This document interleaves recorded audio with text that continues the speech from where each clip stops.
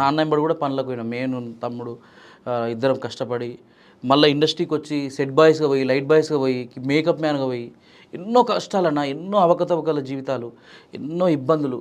So ఆ టైంలో ఎప్పుడైతే మనకు జియో ఫామ్లోకి వచ్చిందో అప్పుడు యూట్యూబ్ రేంజ్ పెరిగిపోయింది. అందరు ఆల్బమ్ చేయడం స్టార్ట్ అయింది. ఇక ఫస్ట్ జనని జనని జనని జై తెలంగాణ అనే పాట స్టార్ట్ ఉంది యూట్యూబ్లో, అదే ఒకటే పాట.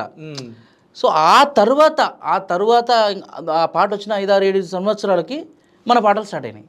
అది డిఆర్సి సునీల్ మ్యూజిక్ కంపెనీ ద్వారా మన పాటలు స్టార్ట్ అయినాయి.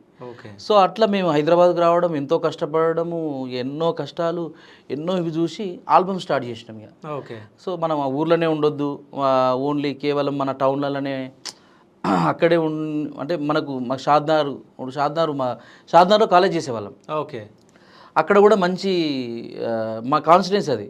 అక్కడ కూడా సారోళ్ళు, అరే ఇట్లా కాదురా, మీరు మంచిగా అక్కడికి వెళ్ళి ఇంకేదో ప్రయత్నం చేయాలి బేటా, మీకు మంచి పేరుంది, ఇట్లా ఇక్కడ కాదు ఇంకేదో చేయాలి అన్నప్పుడు మేము అప్పటికే మ్యూజిక్ డైరెక్టర్ మణిశర్మ గారి దగ్గరికి, చక్రి గారి దగ్గరికి తిరుగుతుండే వాళ్ళం పాటలు పట్టుకొని. ఇప్పుడు ఒక సినిమా వస్తుందంటే బలుపు అని వచ్చింది అనుకో, దాని మీద ఒక టైటిల్ రాసేవాళ్ళం.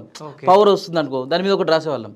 అట్లా రవితేజ గారి దగ్గరికి మంచి మంచి వాళ్ళని కలిసినామన్నా, మంచి మంచి పరిచయాలే జరిగినాయి.